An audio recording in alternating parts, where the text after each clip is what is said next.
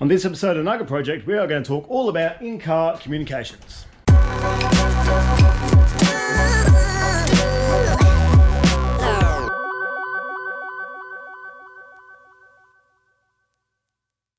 Hey gang, so we're back with the Nug again.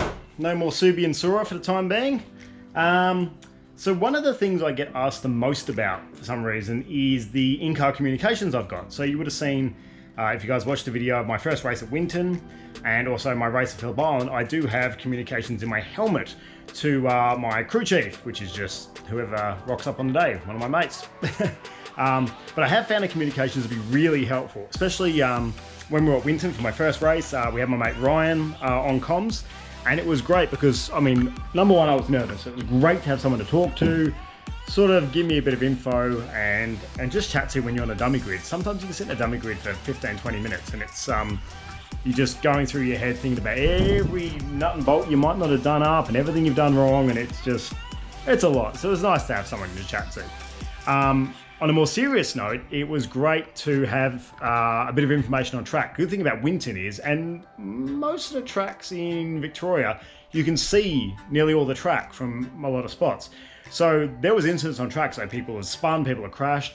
Ryan was telling me in my headset that this was happening up ahead and to basically just sort of be aware of it. You know, you can kind of get in the zone, get tunnel vision and sort of miss out on those things. So yeah, it was really good to have those sort of warnings. Also, we had a situation where we had about, I can't remember what it was. It was about 3 or 4 laps left of the race. I think about 3 laps left of the race. And the guy in front of me, I didn't feel like I was catching him. Ryan had the live timing on his phone and he goes to me, you're currently, whatever it was, a second and a half quicker a lap. There's only 3 laps to go and you're only about 2.5 seconds behind. I'm like, oh. He goes, keep pushing, push hard, and you'll get him. And I think I did. Well, I was very close at least. But it gave me the info I needed to know whether to push or, you know, if there's no point completely destroying my car and tyres if I wasn't going to catch him. So stuff like that, it was really cool, and it's a great system. So let me tell you about the system I've got and how it came about and all that sort of stuff. Okay, gather around kids, it's story time. And it's a bit of a sad story, unfortunately. The reason I came to possession of this comm system was my friend Brian passed away. Brian was a family friend of ours.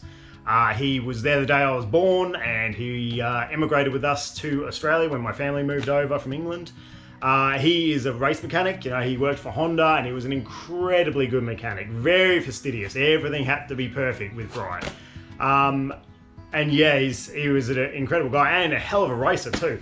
I've got his photo album here. We helped clean up his house and deal with all this stuff, unfortunately. But yeah, there's some cool photos of Bry out on track. He was a great motorbike racer and a great builder too. His engineering mind was fantastic. There's more photos of Bry out on track, absolutely thrashing it. So yeah, Bry was a really cool guy. Picture, if you guys remember Danger Mouse, the cartoon, he looked like Penfold from Danger Mouse. Which we always very fondly refer to him as. There we go. So yeah. Anyway, Bry was an absolute legend and a good friend. And so when he passed away, his family said that I should have his tools, which is amazing. You know, it's a really nice gesture. They said he would love for me to continue using his tools into the future and building cars and that sort of stuff. So every now and again when we're doing a video, you hear me thank Brian, and that's because I'm using one of his tools. And I know that because every single one of his tools has a little bee engraved in it, which I'll try and find one and film that. Yeah, but we've got some amazing gear. We've got a really cool MIG antique welder, a lathe, all sorts of stuff that Brian passed down to me. So a lot of it is in my dad's house at the moment, but when I move into a bigger place with a bigger shed, I will be setting all Brian's stuff up there and have a killer workshop. So yeah, anyway, this is how I came into possession with a lot of new, very cool tools and also this comm system. So this comm setup is actually a motorbike one. A few years back, Bry and his mates went for a tour on enduro bikes around Northern Territory through all the through the desert, all through these amazing places, and they had a CB radio comm system on their bikes. It's got a little button to push to talk with a radio pack, and they could all talk to each other through speakers and a mic in their helmet. You know, easier way to communicate when you're out on track. I think there was 4 or 5 of them. They did a tour for many months, and yeah, so all this comms setup was sitting in a box covered in red dust. It was absolutely filthy. Actually, the the cradle in the car is still covered in red dust. I can't get it out. So anyway, let me show you how I wired this in and what it consists of. Okay, the light's not incredible, but we'll work with what we got. So this is the CB radio unit. So it's just a standard CB radio, but obviously a fairly decent quality one. It's a Uniden. And I've wired that in. So this is a cradle with a connection for mains power, and that goes off, and I've got that wired into the car, so it's got constant power. And then we've got this cable down here, which is usually plugged into our radio like thus, and that gives us a wireless or a wired system. So if we have a look up here, this guy here is the button for me to talk. So it's on the roll cage right next to the wheel, and it's very easy, I found, just to move my hand off and just push that button, and that means I can talk. So I just push a talk unit, and that's all wired down, all goes under the seat and goes over to our radio.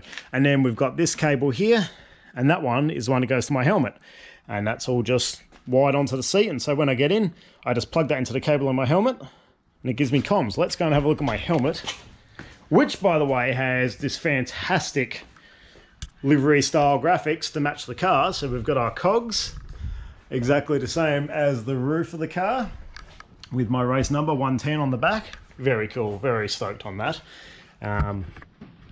Anyway, I'm not too sure how I'm going to be able to show you this setup. Let's have a look. So there's our cable. So that's the cable I connect into the car. And we have a look in the front there. That is the little microphone. That just sticks there with a little sticky pad. And then the earpieces are just stuck in the helmet. I won't take them out because they're in there nice and tight. But that's all it is. I think I've got another set here I can show you guys. Yeah, here we go. We have another one here. So this is one. I won't talk while I've got a plastic bag rattling. Get out. So this one here has a boom mic. So mine's got a sticky mic, and this one's like a little boom setup. And then these are just the little ear pads that just sit in your helmet. And they're incredibly clear. They're really good. So then what I did is, to keep things on a budget, I basically made a headset for my crew chief. So I just got some working Bunnings earpiece things, and the same setup as the one we just looked at. It's got the boom mic on it. So I've put in the earpieces in there, and we've got the boom mic, and then they have a push to talk button, so they can just keep that in their hand, push to talk, and then I can just keep the CB radio on their belt, and that's it. We basically have comms. Really simple, huh? So it works well. At Winton, I can hear the guys pretty much all the way around the track, because Winton's not a very big track. Did find that the island was starting to drop out down the very bottom of Southern Loop, and coming over Lukey, it would drop out. So what I need to do, we've just got that little aerial on the CB, it's not big. So what I bought is this guy. This is an extended aerial, which we can run on the roof of the car. It's actually magnetic. And to be honest, with the speed we're going, that probably wouldn't go anywhere because it's really strong. But I have 3D printed, of course I have 3D printed, it's all I bloody do. I have 3D printed a little adapter, although I don't know if it's going to fit here, which goes over and will actually angle the aerial backwards to make it more shark-like, stealth, I don't know. And I can run that on the back of the car here. This is where this stock windscreen squirter goes, which we obviously have disconnected.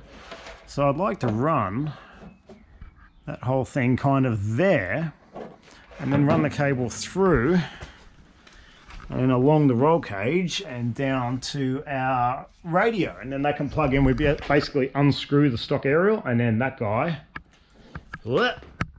just screws directly in. I think this 3D printing housing is just pretty average, hey? I don't really want to go drilling into the car, so I think I'm going to have to look at designing a better one than that. But for today, what we'll do is, I think we're just going to... Oh god, that magnet is actually really strong. Whop that guy there, run the cable down and through, and then I can print up a new one of these before I race next weekend. And then I'll just drill a little hole and we can just screw that on there, and that should all fit there nice and neat. So let's run this cabling and see how it goes. Okay, so that just poked through the hole there. And then goes into this one, which goes on the car, and then I can run that along the roof. That's not too bad. And the good thing is it won't get water, because if the water drips down, it's going to go onto this sill. I don't think it's going to follow the cable. We might do a blob of silicone. And we'll try and 3D print up that housing. That's on there pretty good. I think even just a bit of duct tape for now, it's not going to move. The only thing I want to do is be able to unscrew it, because that unscrews for when I put my cover on at night, because obviously I don't want to poke a hole through the cover, and then just got that, and then we can that guy back on there. Ripper, and hopefully this will give us the range to kind of cover the island. Because yeah, if there's something happening, you know, from the pits you can see MG, which is the tight downhill, and that's pretty much where a lot of stuff goes wrong. So if I'm coming over Lukey at Mach 5 in the XL, you know, my crew can see if something's happened there, and they can give me a heads up, save me sort of letting off and the back coming around and things going pear-shaped coming over the hill there. So let's have a look how to run this. I think I might run it along the roof and down the cage. I'd like to run it all the way along and then under the dash and then to there, because that's a lot neater, but we'll see how much cable we've got. I did buy this little extension, which I think was supposed to be longer, but you know, I've got that extension. Let's give it a go.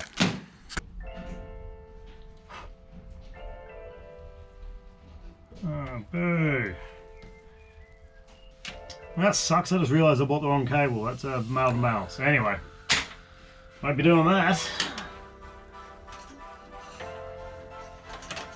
So, how can I run this with the limited amount of cable I have?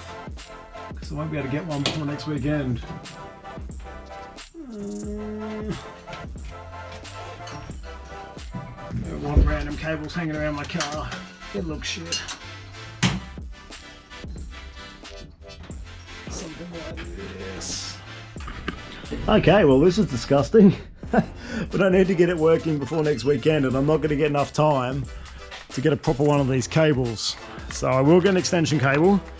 I plan to run the cable all the way along here, all the way down into the dashboard, around and down to the radio. So you won't see any of it. It'll be much prettier, because that's disgusting. I basically just wired it in, down and straight there, because that's the only way to reach. But anyway, basically to operate it, I just screw in the pieces I need, and we just turn it on. And this other button, this other dial here is it's called Scotch or something. Basically, it means it cuts out the interference. And also, I spoke to a friend of mine who is an expert on these, and apparently there's a setting in here where we can make it where we can't hear anybody else, just each other. Other people can hear us, but we can't hear them, which would be fantastic. So I'm going to look into that. Although at the track, usually there's not too many problems. So that's it. I've got my button there. Push to talk. We've got our cable that goes to our helmet, and I can sit here and chat away to my friends. Yeah, only a short video, guys, and that aerial install was supposed to be something a little nicer, but it definitely was not. Did not end up that way. But that's our comm setup. So let me find you some brands. I don't know. I'm pretty sure this is a UK brand. Brian was from the UK, and I think he got it from somewhere over there. So let me have a look. Obviously, the radio is just a Uniden, which you can buy from J-Car. I think you used to be able to buy them from Autobarn and places like that. But the actual radio pieces, I'll see if I can find a brand for you. Okay, according to this, it is a Starcom 1 system. I don't know what that means. I don't know if it's expensive or not. It is the one I've got. It's the one I'm using. So if you want something similar to mine, I know some of these radio systems are crazy expensive. So Starcom 1, look them up, give them a go. Maybe they're cheap, maybe they're expensive. So the car kind of looks like a remote control car now with a big ass aerial hanging out of it. It's a little car, kind of looks like an RC car anyway. That's it, guys. Not an exciting video, but the next ones will be from Broadford for our Line Motorsport Track Day, which is super exciting. I'm helping run that event, and I'm an official sponsor, which is super cool. And then directly after that, the next day, I'll be at Phillip Island racing. We've got 2 days racing for Island Magic, which will be sick because I love Phillip Island. And who knows what the weather will do. It usually rains at the start of the race and it's sunny by the end. So it could be a bit exciting. Anyway, check back then. Thank you for sticking around throughout the whole lockdown thing. We're now back with the Nug and hopefully we'll get you some sweet, sweet content. Thanks, guys. Bye.